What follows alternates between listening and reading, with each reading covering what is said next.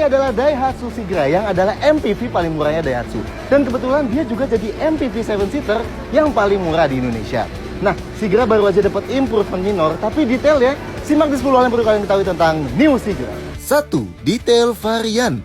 Soal varian gak ada beda dari Sigra sebelumnya ya. Dari yang paling murah varian D, di atasnya ada M, di atasnya ada X dan X Deluxe, baru di atasnya ada R dan R Deluxe. Kayak sebelumnya juga, yang ada mesin 1000cc cuma varian D dan varian M. Sisanya hanya dengan mesin 1200cc aja. Dan yang ada transmisi otomatis juga cuma varian yang pakai mesin 1200cc aja. 2. Eksterior berubah sedikit. Karena Sigra juga baru ada 3 tahun di sini, jadi ini hanya facelift ya, alias hanya penyegaran aja. Jadi jelas nggak berubah total yang mobilnya. Depannya cukup besar nih perubahannya.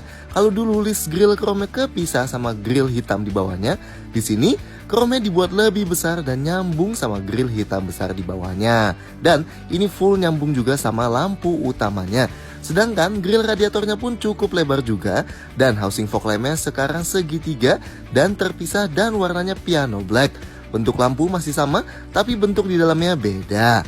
Sampingnya nggak ada ubahan yang berarti, masih mirip banget sebanget-bangetnya sama Sigra sebelumnya.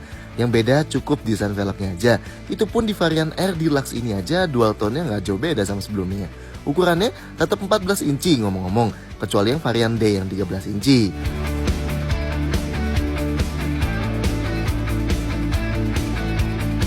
Oh, ada satu lagi sih yang minor. Sekarang ada matte flapnya nih. Sisanya masih mirip banget dari samping sama Sigra sebelumnya. Termasuk list chrome jendela dan bawah pintu yang ada di varian R Deluxe juga sama. Belakangnya pun ceritanya nggak jauh beda. Mayoritasnya masih sama, yang bedain cuma list di bawah lampunya ini aja. Sekarang dibuat lebih panjang dari ujung sampai ke ujung yang lain. Dan ini heboh banget sih emang di varian yang paling tinggi karena pakai chrome kayak gini. Bentuk wiper, bentuk spoiler, dan bumper belakang masih sama semua ya. Gimana? Puas nggak sama ubahannya? 3. Lampu LED. Jadi meskipun si Sigra ini mobil murah, tapi dia udah dapat lampu depan LED nih. Lampu kecilnya emang masih halogen, tapi lampu utama dan lampu jauhnya udah LED. Fog lampnya halogen dan lampu seinnya halogen. Terlepas apakah ini LED-nya terang atau enggak di jalan, nambah gini aja menurut kita udah lumayan banget ya di sebuah mobil murah gini. Nice lah. Lampu mundurnya nggak ada yang berubah, full halogen.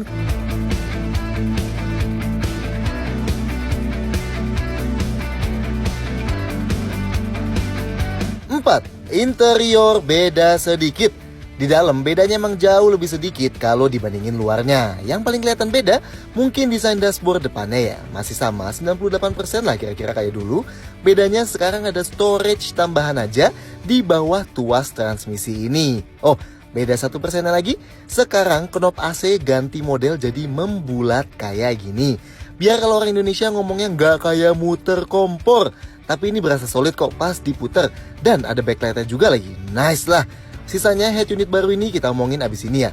Tapi lainnya masih mirip, warnanya beda dikit tapi masih kelihatan sama kayak dulu. Sekarang kombinasi hitam dan light grey ya. Kalau tadinya hitam dan putih dari dashboard, door trim, dan plafonnya itu. Jok depan, jok tengah, dan belakang masih sama dengan motif bahan kain, tapi sekarang warna joknya jadi abu-abu. Kalau tadinya hitam, jadi berasa lebih terang. Oh, dan sekarang ada satu laci tersembunyi di bawah jok penumpang depan nih. Nice. Plus di belakang jok depan sekarang ada kantongnya kayak gini. Kualitas dashboard dan door trim yang tentunya full plastik semua kayak sebelumnya.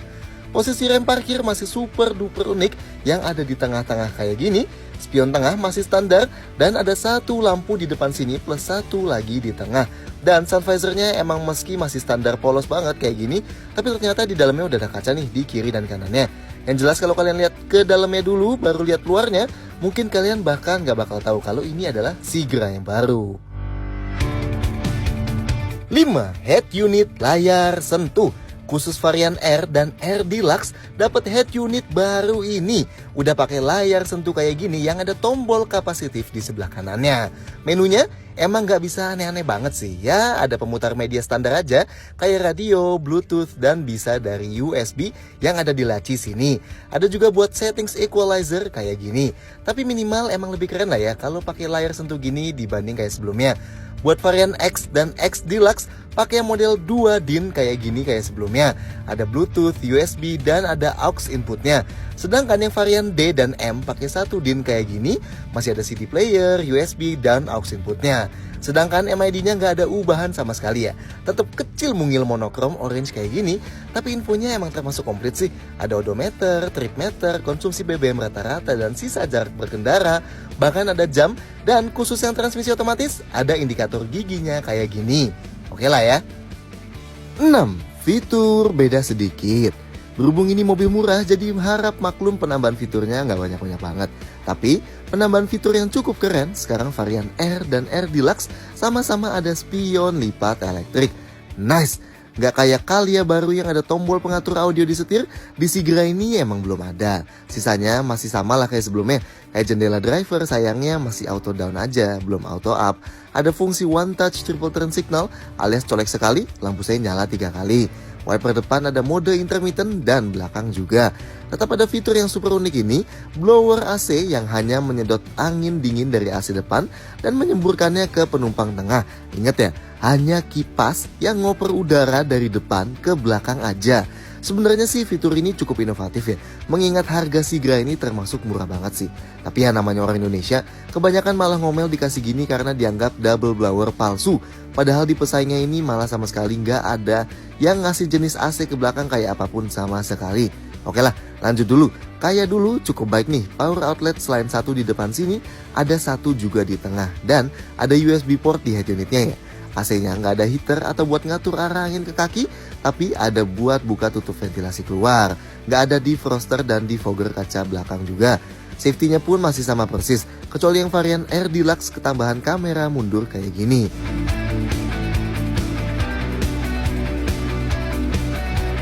Khusus yang varian R Deluxe ada sensor parkir di depannya atau yang Daihatsu sebut cornering sensor, dan ada tombol buat mati nyalainnya nih yang kelihatan aftermarket banget ini. Ada sensor parkir belakang juga dari varian M. Rem belakang semua varian emang masih tromol, tapi khusus buat varian transmisi otomatis, remnya udah ada sistem ABS loh, alias si anti rem ngunci. Mantap! Immobilizer di remote dan seatbelt depan free tensioner baru mulai di varian M, sedangkan buat dual airbags baru mulai di varian X. So, perhitungan tuh yang ngambil varian bawah. 7. Konfigurasi jok. Pintunya sama kayak sebelumnya, masih kerasa ringan, tapi emang lebih berat sih kalau kalian bandingin dari Datsun atau dari Karimun. Dan bunyi ketutupnya juga masih lumayan. Napak kesini tergolong rendah, lebih rendah dibanding Avanza. Joknya emang gak terlalu empuk. Posisi duduknya termasuk tinggi ya, tapi gak setinggi Avanza emang. Tapi visibilitas keluar udah bagus. Pengaturan joknya full manual dong. Cuma ada slide dan recline aja ya. Jadi nggak ada pengatur ketinggian. Dan yang sisi penumpang kepisah kok pengaturan joknya sama driver. Cuma bisa slide dan recline juga. Sayangnya emang headrestnya jok masih nyatu. Dan ini pendek banget. Buat kalian yang tingginya 170 cm, pasti ujung headrestnya nusuk kepala kalian kayak gini. Tapi kalau kalian nyetir sambil sandaran, emang nggak ngedanga-ngedanga banget sih kepalanya. Seatbeltnya nggak bisa naik turunin. Di sini uniknya dia ada armrest yang bisa kita naik turunin kayak gini. Dan ini empuk ya. Kalau kita naikin bisa buat naruh barang di tengah sini, dan bahkan karena tengahnya sini bolong tuas transmisinya nyatu sama dashboard, kalau ini kita naikin kita jadi bisa pindah ke jok sebelahnya dengan sangat gampang. Armrest yang di pintu masih plastik. Yang sayang banget setirnya nggak bisa diatur sama sekali nih, jadi udah fix gini aja. Oke, sekarang kita ke belakang. Di belakang pintunya juga termasuk masih ringan, tapi nggak ringan-ringan banget. Posisi duduknya di sini lebih tinggi dibanding di depan. Kerennya ini bisa kita geser maju mundur nih. Ruang kakinya kalau paling maju emang udah super mepet sama depannya. Kalau paling mundur ya emang nggak luas banget, tapi masih tergolong aman lah. Namanya juga mobil kecil ya nggak? Ruang kepala masih aman. Sudut rebahan joknya bisa diubah-ubah ya, tapi emang paling rebahnya maksimal segini aja. Ada 2 headrest adjustable nih, tapi emang nggak kayak Calya. Ya di sini tengahnya nggak dapet. Sandaran pintunya juga masih full plastik ya di sini. Buat napak ke tengah masih gampang. Di lantainya emang ada gundukan tapi cukup kecil sih. Ya paling enak kakinya ke kiri dan kanan. Dudukannya sedikit lebih tinggi tapi nggak ada masalah, masih empuk. Sandarannya juga empuk, cuman karena nggak ada headrestnya jadi ngedanga gini ya kalau mau sandaran. Seatbeltnya juga 2 titik aja di tengah sini. Buat ke baris ketiga ada fungsi one touch tumble. Sekali cetek langsung lipat full ke depan gini jok tengahnya. Nah, ini kalau duduk di belakang emang sudut pahanya masih termasuk naik. Tapi not bad lah, nggak parah-parah banget. Ruang kakinya kalau jok tengah dimundurin, mentok emang udah mepet. Tapi kalau jok tengah dimajuin mentok, masih termasuk luas nih ruang kakinya. Kalau dimajuin setengah ya masih oke lah. Ruang kepalanya tergolong masih aman banget karena ada cekongan di atapnya kayak gini. Jok belakang sini ada headrest adjustable-nya. Sudut sandarannya emang fix dan tergolong lumayan tegak. Tapi buat sebuah 7-seater masih masuk akal lah di belakang sini overall. Oh, satu lagi, kebiasaan Daihatsu juga. Seat belt belakang sini masih 2 titik ya. Beda sama di Calya yang udah 3 titik. 8. Bagasi dan storage. Buat buka bagasinya emang masih pakai handle fisikal nih. Ini ruang bagasinya kalau dibuka sebenarnya tergolong luas loh buat mobil seukuran segini dan punya 7 jok gini sih. Mau 3 galon lah. Nice.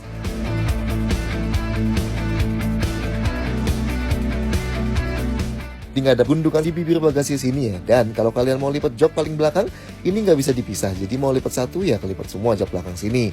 Nah, ini ruangnya jadi lebih luas, lantainya rata nih. Tapi emang di bawah sini nggak ada apa-apa ya. Soalnya ban serepnya yang full size ditaruh di bawah. Ini dia cantolan supaya jok belakangnya nggak jatuh. Tapi sayangnya dia kelipatnya tegak kayak gini. Jadi kalau misalnya kita lipat yang depan juga,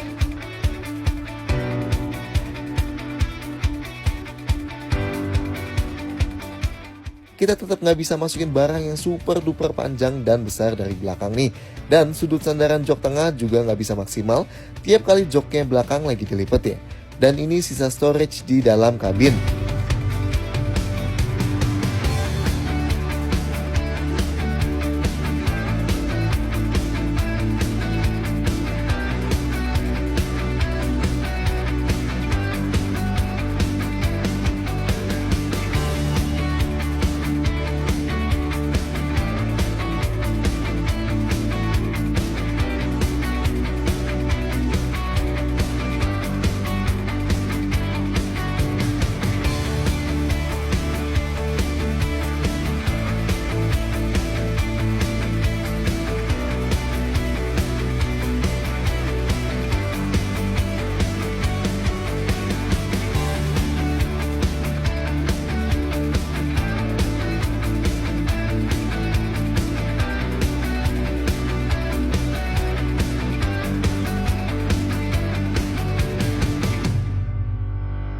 Sembilan, mesin masih sama.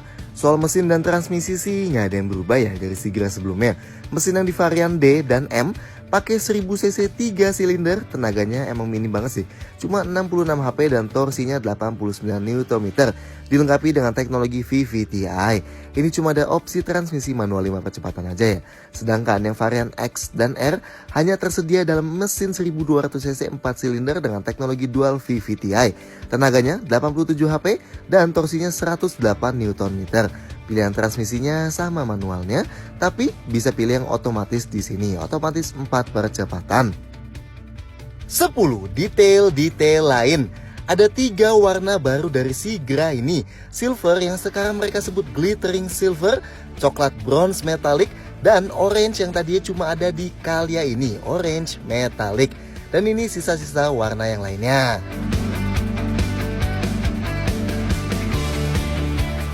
Soal suspensi dan kaki-kaki lainnya sih diklaim nggak ada perubahan sama sekali ya. Jadi kalau yang masih ingat soal ambles-ambles dulu itu ya nggak ada perubahan berarti. Bunyi alarm remote Sigra ganti nih. Jadi kedengeran kayak suara alarm yang di smart key kayak gini nih.